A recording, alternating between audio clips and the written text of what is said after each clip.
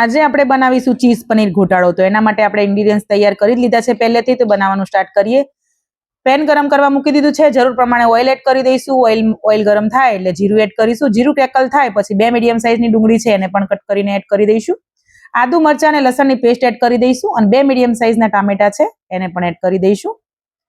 Test પ્રમાણે મીઠું add કરીને 2 મિનિટ ઢાંકી દઈશું। ખોલીને ચેક કરીએ તો મસ્ત મજાના ડુંગળી ટામેટા અહીંયા પાકી ગયા છે।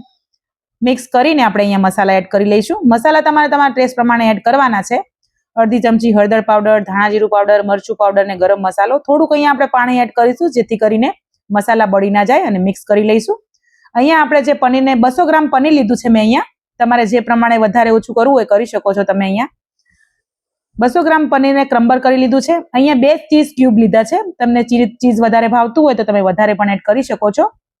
અહીંયા મેં ક્રીમનો ઉપયોગ કર્યો છે। તમે મલાઈ પણ લઈ શકો છો। મલાઈને ફેંટી લેવાની જેથી કરીને ફ્રેશ ક્રીમ બની જાય અને બધી જ વસ્તુને મિક્સ કરી લેવાની છે। તો તૈયાર થઈ ગયો છે આપણે મસ્ત મજાનો પનીર ચીઝ ઘોટાળો।